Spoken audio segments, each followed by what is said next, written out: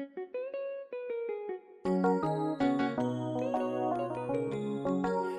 mama ungixolele sengiyoshaya amasakaza.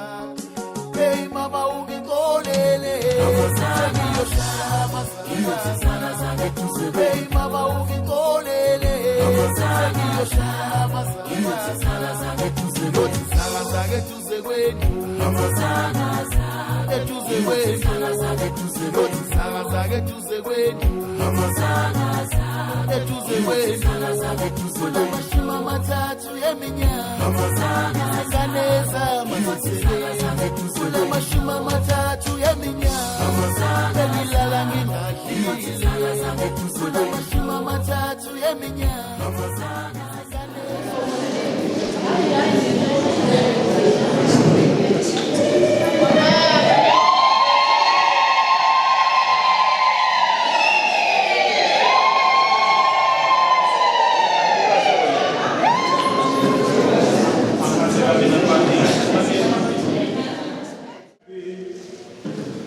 Wherever you're doing, in Parliament and food, in Cape Town, water. Nginganele umkhulisi umeya umkhandlu lapho nginganele amalunga executive bakhona, uDeputy Mayor, umkhandlu waseMuthu, abahlonishwa amakhansela onke akhona, ofuma khansela abakhona phakathi kwethu, ukhansela wewadi, obaba, omama, osisi, ubhuti bakule ndawo yaseYimbondwaneni. Sanibonani. uKristu inkosi. Ngibingelele umkhulumeli we-IFP okhona phakathi kwethu, usihlalo weSikopa, ePhalamende elikhulu eCape Town. Ngaphandle kokuchitha isikhathi uhlelo lwamafishane nje kakhulu elisendlula phambili la ukufanele phasi ukukhula khona umsebenzi. Elokuthatha leli thuba elukhansela uNdlovu, khansela wa-13 eze lapha phambili athi kusihlanganisa nenkosi Mkhuleko KwaZulu.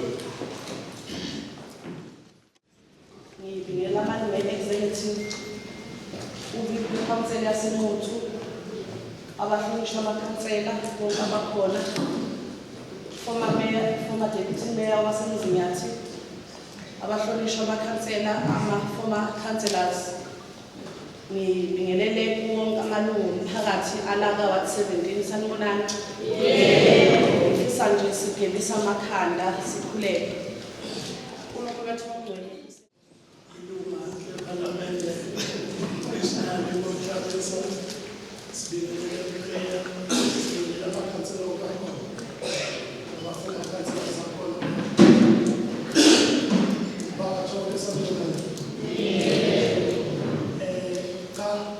umuntu ufisa ukuthatha isibongo ngekhadi lasemuntu on behalf of abantu basebathini abashaka basebenzi. Siyabonga kakhulu ngomsebenzi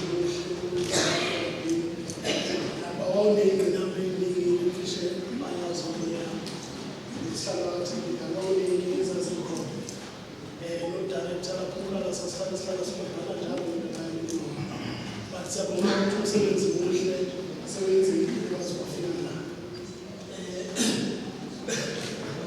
sewenzile kwazi kwafika la ekutheni namhlanje badlulisa umsebenzi phakathi sifisa ukuthi abantu baphephele namhlanje 29 bafunde kahle mhlaka 29 sesibona nabasedolobheni. Siyabonga mfumane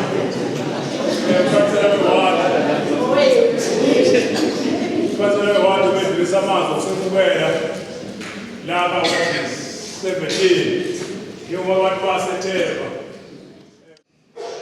Yakhumbula umshengamela waduma uthi uyimeya zimbili lapho yaseMuthu ngoba abanye babemphika benjala yona imeya kodwa-ke kwanje bazofika lekudeni phikiswana bagcina sekujaja amajaji bagcina imeya kwathiwa imeya umhleli eMuthu.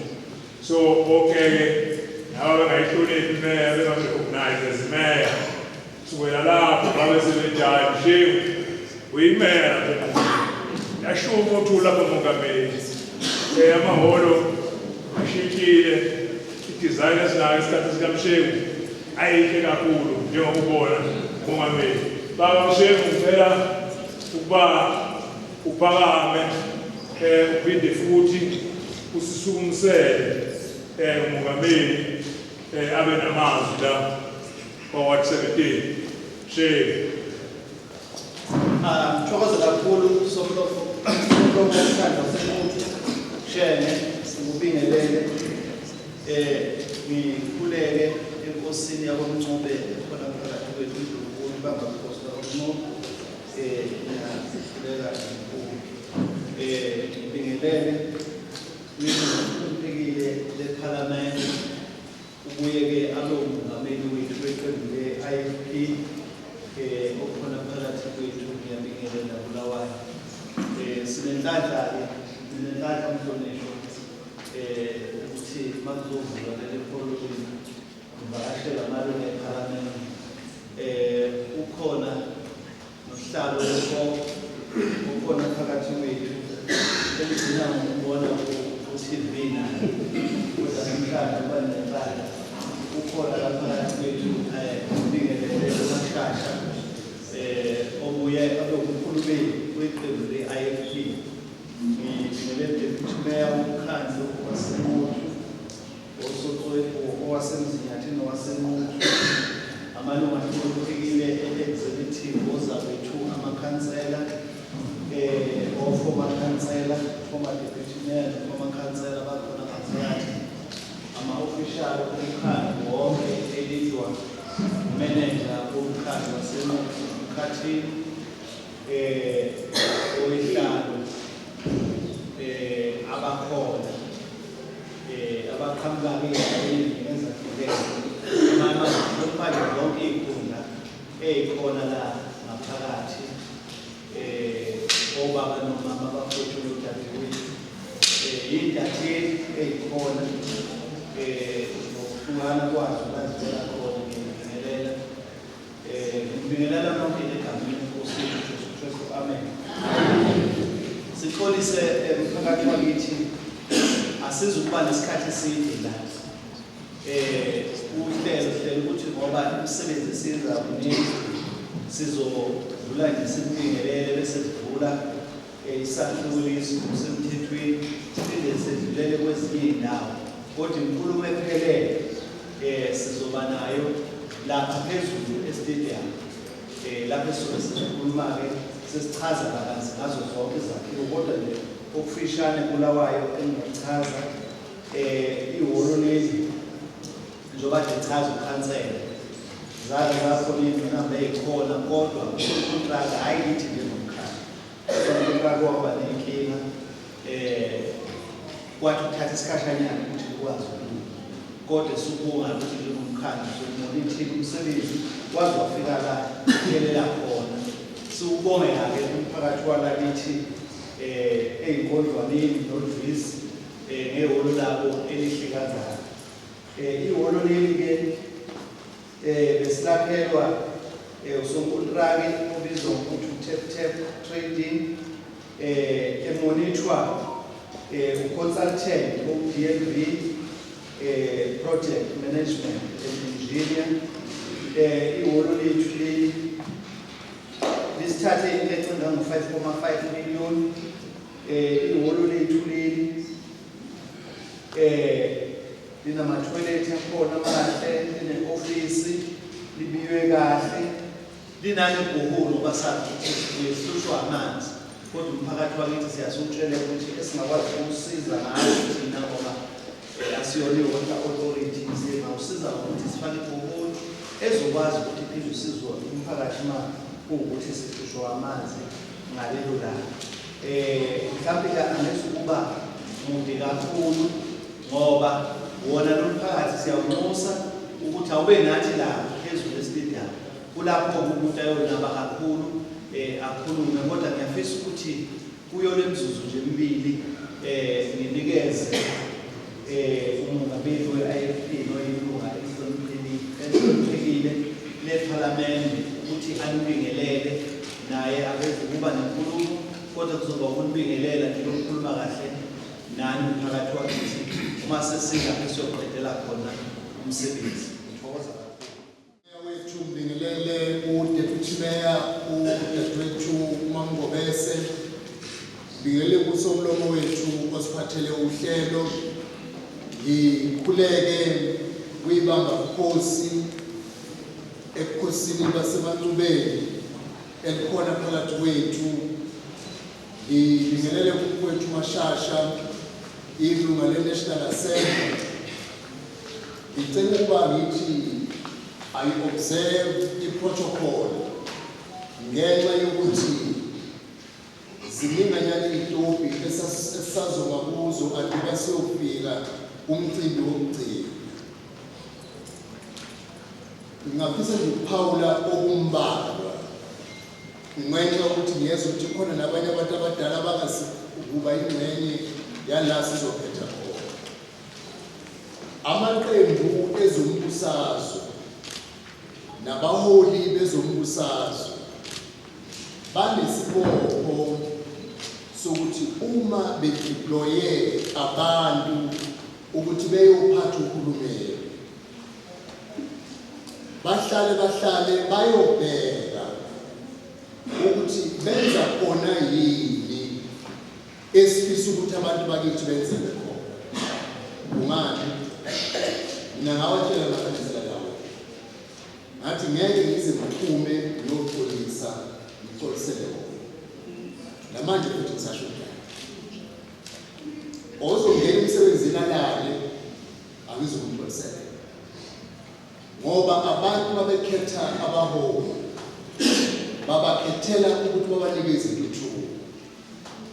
Into engijabulisayo ngishengo nomkhandlu wakho wonke, uma ngibona isakhiwo esinjena esakhelwa abantu bakithi, kungashiwo ukuthi kuba ngabasemakhaya bangafakelwa ama-tiles bona, uze ubone uma ufika edolobheni ukuthi hawu kanti ama-tiles ayafakwe holo.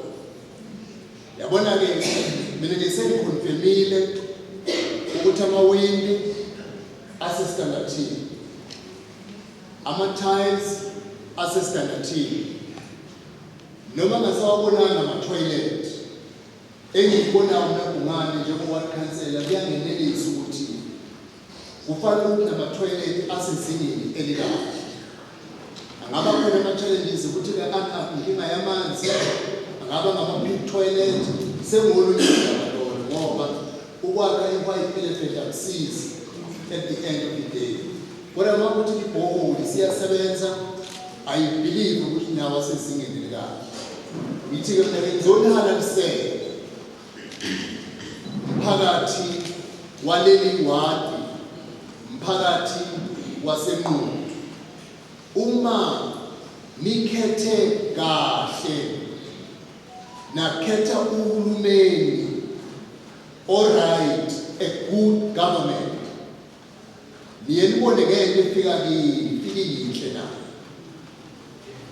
Kodwa uma ningakhethanga kahle kuba usizi phezu kosizi. Mhlawumbe nonke lana mangake ngicela ke ngihlanganisele ukuthi ekhaya ukhona umuntu ongasebenzi. Ake niphambi ukuthi bangaka abantu abangasebenzi emakhaya.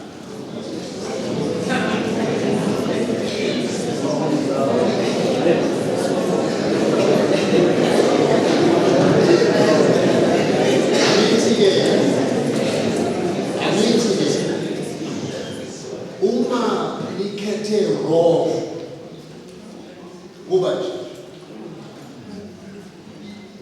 uma izwe lingakhethanga kahle kuba usizi phezu kosizi. Kodwa futhi uma izwe likhethe kahle kungena abantu abafike badala umsebenzi, bavuke ekuseni abantu bayosebenza. Yabona ke mina ngithi-ke halala mphakathi ngaleli hholo lihle, linifanele, liphatheni kahle, nilivikele kulabo abangafuna vandalize abalone, babulala amawindi, bakhipha iy'valo, ziyaqamba iy'ngane ey'funa ukushadelwa noma nemingcwabo. Uma izulu lina niba senkingeni, liphathiseni okwey'khali zabantu. Uma futhi nifuna ukubona uhulumeni ozokwenza into enhle kangaka, ngomhla ka-29 njengoba eshilo uBhungane, sebenzisani ivoti lenu ngokusebenzisa uqobo. Kulolu khetho ayinhliziyo kufuneka nje lebe eceleni, ngoba sihlale kumnyameni sigqokile iy'kipa zethu. Uma ufika i-loadshedding akekho kusana kukhanya kuyo, sonke ebumnyameni. Manje kufuneka ivoti lethu sithi siqhubeke yini nokuhlala ebumnyameni noma sifuna ozoletha ukukhanya kwazo zonke masizokugela ugesi. Ipolitiki sibeke eceleni nje, ipolitiki sithi iy'ngane zethu sisafuna y'hlale iminyaka emihlanu yini emakhaya zingasebenziyanga, noma sifuna umuntu ozoqhamuka nento ehlukile iy'ngane evuka ekuseni ziyosebenza. Abantu besifazane ma umshiye yedwa ekhaya uyakhiya emnyango, ma kunesango ukhiye emnyango ukhiye esangweni yini ubugebengu. Iy'gebengu ziyazenzela kubantu besifazane. Nisafuna eminye iminyaka emihlanu yini enjena, ngoba uma ningasayifuni kufuneka kube uhulumeni enifaka emandleni ongezukuhleka ongazidingisini mayebhekene ney'gebengu.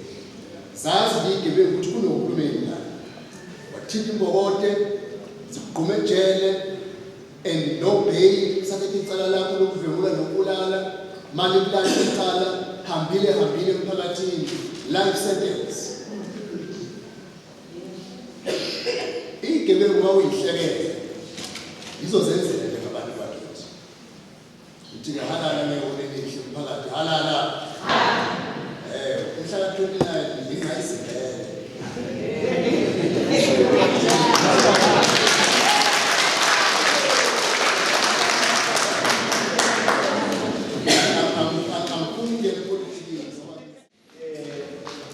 Somlomo ngenzela ukuthi sithi uthuma bulawa yethe uma ngabe ngenzala ngodwa ukusendela ihholo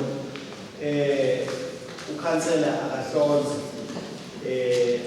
imizi nje emhlanje sothi imizi engamashumi 20 esothi masifikile la bekwazi ukuthi baxoshe ikati eziko emakhaya lapha baphuma khona. Ngethemba ukuthi ukhansela akazange aphethe amavolontiya, uvele waphela abantu abadingayo esizobe sibabiza lapha asikhethele bona abantu abadingayo ukuthi baxoshe ikati eziko. Uzomlekelela ngokuphuthuma uSomlomo angibizele amagama abo bese sedlulisela silethe ama-voucher la. I-voucher ngayinye inenketho engango-1,000 abazokushuthi ngamanye amazwi nje ngiphethe 20,000 la esandleni ukuthi uma sizovula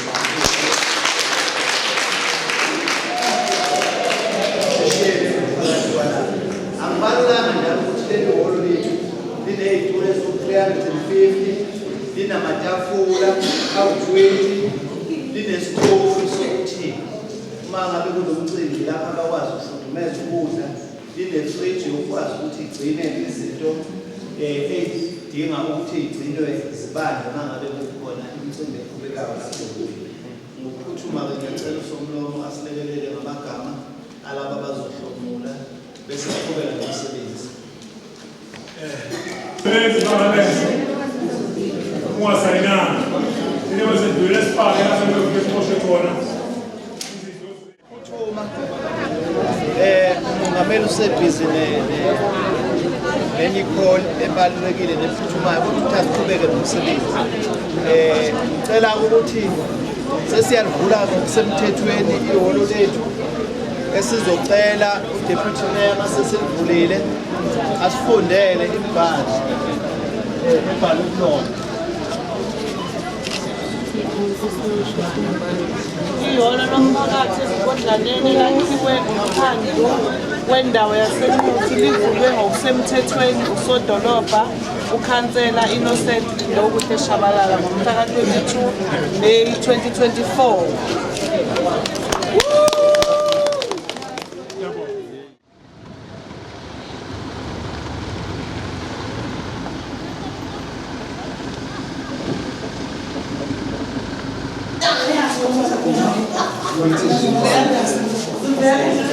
ngaphandle enye imenuva ilapha phezulu le-2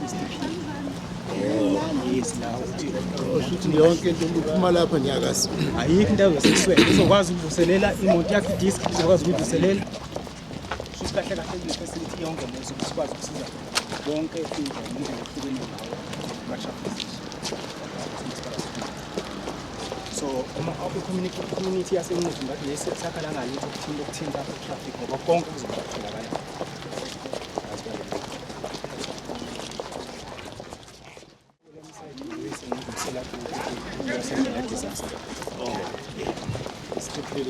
Yona ukuthi imenuva 20 pieces la imoto isuka izweni imenuva nasefacility yakhe izosiphumela kwesilapha lapha ama-parking lapha umphakathi nokuthi-ke mongameli sibekele le ndawo lenengale for i-future development kunama-site ala esewasubdivida nangale futhi e-traffic kwa-fire station lama-site njengapha siwabekele for future expansion. Onke lama-service awabala umkhize la besiwathole eDandi nase-Vryheid sesizobabuyisa abantu basengathi bawathole khona. Izoqala nini ukuba futhi functional?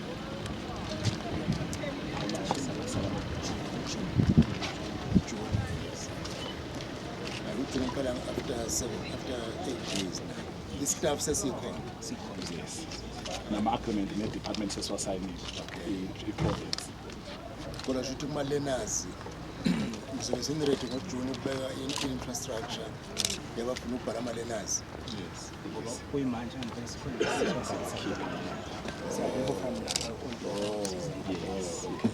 Sine-existing office vele lapho kodwa vele lincane futhi lingenawo wonke ama-service. Bonathi leyo endli manage kanti khona lapho i-wine. Yes. Sicela ukuthi-ke sizalane uzokho umongameli ukuya ngale ufaya ngale naphesheya.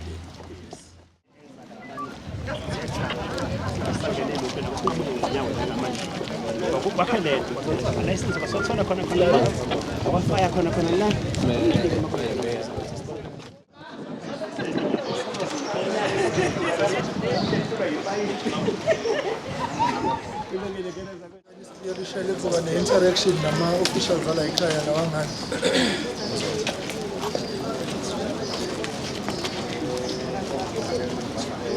Sizocela ukuthi uMageba athathe over umongameli njengamanje uyena ozosithatha through i-short briefing bese mhlampe senza i-walkabout lapha efoya sizobona ukuthi yini uzositshela yonke-ke into kwenzakalani-ke la kulama-ofisi lanakafayo.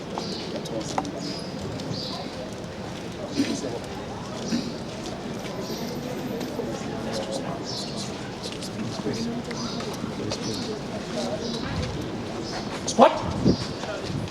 Attention. Right dress.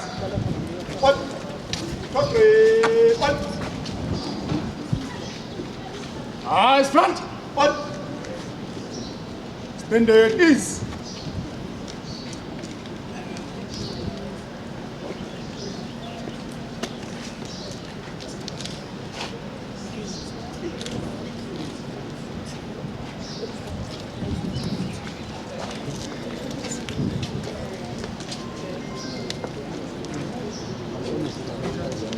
Ngibingelele ngokukhulu kuyithoba bahlonishwa umhlonishwa sodolopha somlomo municipal manager abahlonishwa bonke bese-ke ngibingelela kakhulu umhlonishwa uhlabisa member of parliament ngingumlungisi Zulu isibongo sami ngiphathiswa kumsebenzi oku fire and disaster management ngokomkhandlu waseNquthu. Ngoba sonke sibona nje isakhiwo esihle kanje esakhiwe umkhandlu waseNquthu ngaphansi kobuholi bukaMeya uShabalala. Namhlanje ke usuku lokuvula ngapha phambi kwethu abasebenzi esisebenza nabo noma mhlambe abasebenzi bomkhandlu waseNquthu. Ngeke ngisabasho ngamagama abo one by one ngoba kusekunike sizokwenza, kodwa nje sona staff lesi esibhekele umsebenzi ngaphansi kwabamasipala kubaba u-municipal manager ubaba uJiyane. Uma lapho bese baba uJiyane. Umongameli siphinde sithokoze sizoba bafushane kakhulu. Besicela nje ukuthi mhlambe uMageba asenzise konke nafuna ukudemonstrate kafushane bese mhlambe singena lapha nje foya uzosikhombisa ukuthi yini engapha yini esinayo yini futhi engapha sikhona lapha efoya bese kuye umongameli ezosivulela lapho mhlawumbe umongameli azodlulisa mhlawumbe amazwi amafishane khona. Siyabonga. Amanye ama-demonstrations esinawo sizowenza umongameli esivulile. Singacela siqale nje so wakhala phansi siye phezulu bese siba isakhe zomakhala phansi sesikhombisa ukuthi yeah. Side office yethu elizweni accommodate umsebenzi wonke kwesena cela mhlambe ngapha kwa unkulu siyophuma isingene khona lesanze kunaphesheya line-medical room, line-equipment room, line-storage siphatha disaster zenkulo blankets uphasayeliwe ekugcineke ngapha siba ijim la ama-firefighters ethu esibakhona khona ezinto ezisebenzi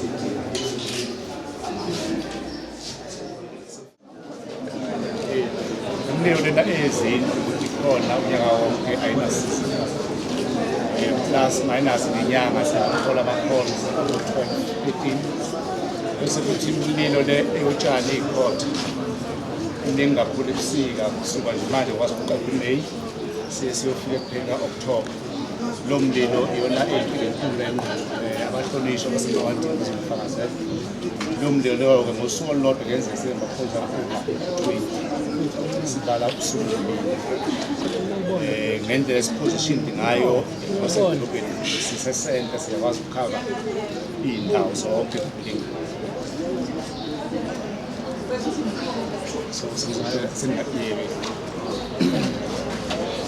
Bingelele uMshengu umeya walapha eNquthu, sibingelele kuMfowethu Zulu okuyena usehambe nathi ukuba sibone isakhiwo lesi, abafowethu bonke engithe protocol is observed.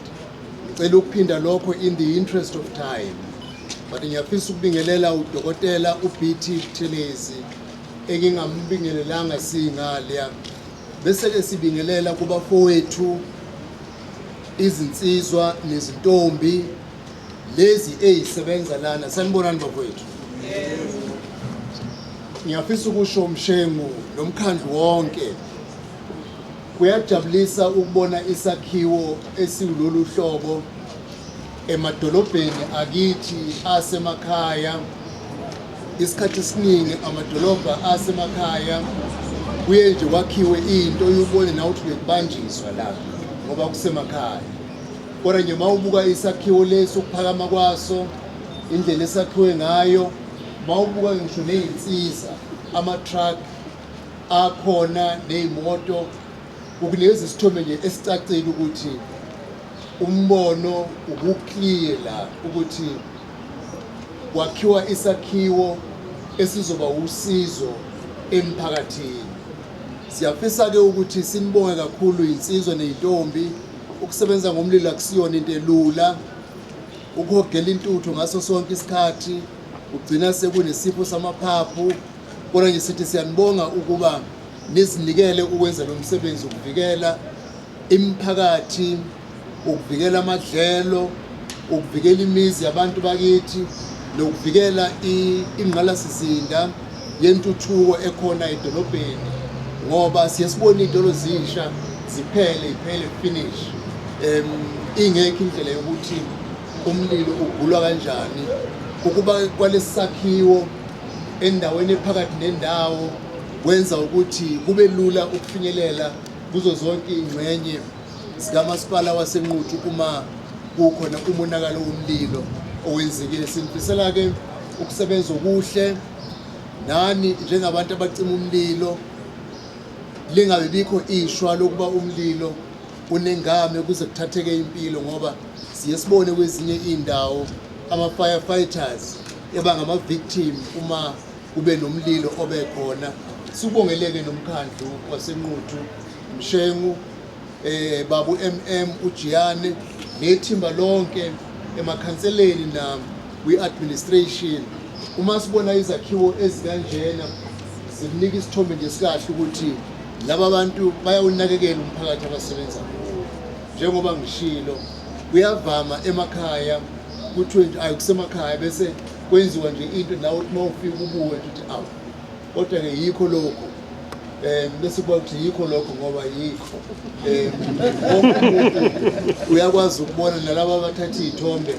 I-impression is very good ukuthi it's a clear commitment and demonstration ukuthi umphakathi nonikeza into engcono. Yizo zonke ke izinto lezi ongenamahloni ngisho ukukhuluma ngazo ngoba uthi ngisho ngavela isithombe bazobona nobukayo ukuthi yakhona uyabonakala ukuthi kusezingeni lokuba kunikezwe abantu bakuyinhloso yokubenza bethuthuke. Sibonga kakhulu. ngazi uma gebe uthe khona okunye sizokwenza. Yeah. Sibe trasode.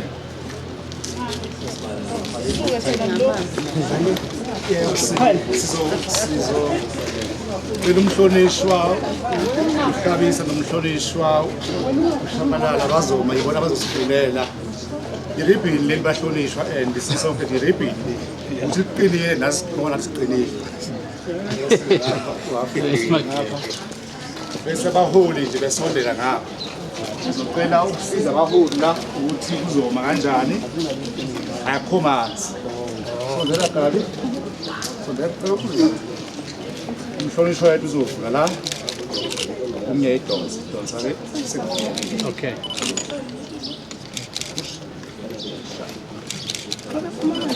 Kodwa manje mazothi sivula into engenamanzi Kena basondela abahlonishwa bebe seduze kwabo sesiyoma eceleni thina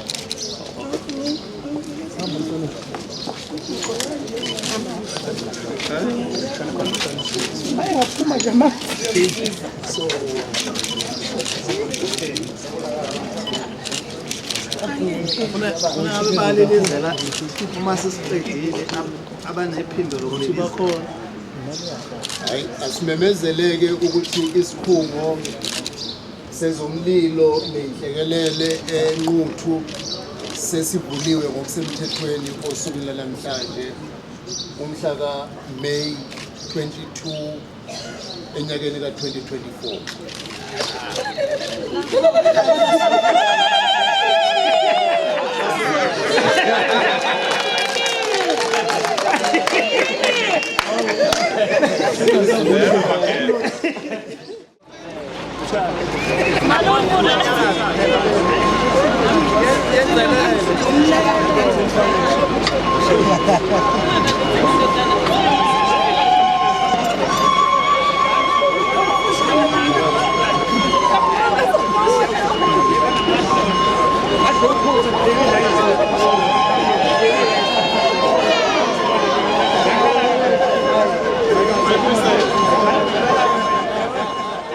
Ngibingelele ngoba bengike ngabingelela ngibingelele besingakaze sibabone ngibona nenduna yenkosi lapha uSothole ama-official umkhandlu esingabanga nawo lapha esiqale khona. Ngiyabingelela lapha siseward 9 ewadini likaBaba Masimula ewadini kaCouncil Masimula SD. Umgwaqo lo siwenzile njengomkhandlu waseNquthu besino consultant of DLV engineer esebenza no-contractor okukan concrete lapho bese kulungisela khona ke lo mgwaqo uthatha inkece yomkhandlu engango 8.9 million usuphelileke sizama ukuthi yonke indawo elangaphakathi edrobheni ngoba ama-ratepayers laba abalapho ukuthi bengathi bekhokha ama-rates emkhandlweni kodwa bethi uma bephuma emakhaya bengena emgwaqeni olubhuqu kodwa-ke iy'nkulumo ey'ningi soyiqedela lapha phezulu estadium engicelayo ukuthi uBulawayo asivulele bese sibingelela-ke ngoba namalungu omphakathi abaningi lapha amalungu omphakathi avame ukuba semsebenzini kodwa bazozwa laba ababesho bethi bakhona ukuthi ababingelele uBulawayo laba bakhona la masiqeda ukufunda. Cha mhlawumbe Mshengu sibingelele bonke abaholi bese sibingelela umama uShabalala ebengam-acknowledgeanga ngaliya sibingelele bonke abangamalunga omphakathi nabo bonke abasebenzisa lo mgwaqo isikhathi esiningi noma nsuku zonke. Ngibingelela-ke ngokunihalalisela ukuthi intuli ikakhulukazi ebeyingena kule mizi sekuzoba umlando noma ngabe kuthiwa liyana udaka obeluyinkinga sekuzoba umlando malibalele imoto mayidlula igijima isusa uthuli konke sekuzoba umlando. Iyona nto ke eyikhombise inqubekela phambili yomphakathi. Abantu bethi ngo-2016 ngesikhathi sivota lalingekho leli tiyela. Ngo-2021 sithe masivota belingekho leli tiyela. Kodwa ukhetho olulandelayo luka-2026 bobe sebeyikhomba into esemnyango esangweni ewumehluko neyenze isimo saba ngcono kube siyikho phambilini. Yingakho ke sithi ke ngisho nangomhla ka-29 May abantu kufuneka babuke uhulumeni okwazi ukwenza into bayibone ngamehlo bahambe kuyo ngeenyawo yehlukile kade kuyikho phambilini ukuthi ke ngisho lo hlobo lweqembu uma lingakhushulelwa ezingeni elingenhla kwisifundazwe naku-national okusho ukuthi ngisho okuningi abasashoda ngakho kuyofika ngoba bayakwazi ukubona umasipala enza into esezingeni elingcono phambi kwabo. Siyanihalalisela-ke mphakathi nonke siyabahalalisela ibizo yakhe ngasemgwaqeni kuye kube ngcono ukuba seduze komgwaqo ngoba wena imoto uphuma nje ijika laphaya kodwa uma kunothuli awukwazi ukweneka iy'mpahla zakho ngenxa ukuthi luphelela kulo. Leyo nkinga-ke siyidlulile kulabantu abahlala eduze komgwaqo sekusale intuthuko ewumehluko-ke ey'mpilweni zabo. Ngakho-ke namhlanje-ke ngihalalisela umkhandlu waseNquthu okungafihliwe ukuthi uphethwe yiqembu le-IFP ukuthi baqala ama-project bawaqede. Ngakithi khona umgwaqo owakhiwa yisifundazwe saKwaZulu Natali unyaka ka-16 lo awukahlangani lo mgwaqo lo akusiwo wodwa. Abantu-ke kumele-ke bayihlukanisele bona ukuthi ma bekhetha abakhetha abantu abaqala umsebenzi bawuqede bangakhetha abantu abaqala umsebenzi kuphela imali umsebenzi ungaphelile. Sithi-ke congratulations municipality of Nquthu, the mayor, all councillors, u-MM nabasebenzi bonke akade bebheka lo msebenzi ukuthi uSonkontileka usebenza ngokuyikho. Ngakho-ke ngithatha-ke leli thuba-ke ukuba-ke ngisike-ke i-ribbon ngenhloso yokuba ngimemezele ukuthi umgwaqo usuvuliwe. Awekho santasifile.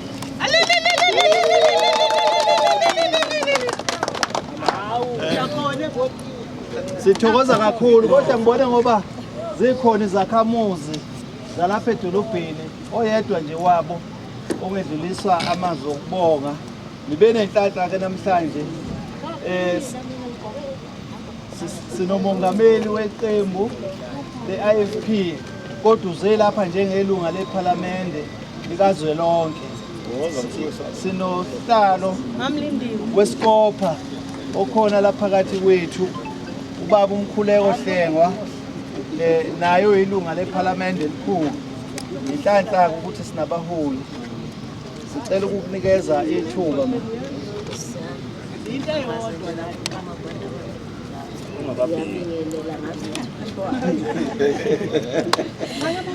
Siyabonga kakhulu ngalo mgwaqo. Kudala sawulindela. Njengoba usukhulumile uhlonishwa wami bese hamba uthulini icathulo ziphele ngelanga magudugudu umgwaqo. Sibonge kakhulu nakudradi sineka mina kwami ke ngoba kuyehlela bevela amanzi aqhamuka la agcwala. So manje kade ngiyabuka nje ehla straight ashonele ezantsi. Siyabonga kakhulu. Hayi sithokoza kakhulu kwesimema wonke umuntu okhona la kube senyukelela ngenhla e-stadium la kuzoqhubeka khona iprogram. Sithokoza kakhulu.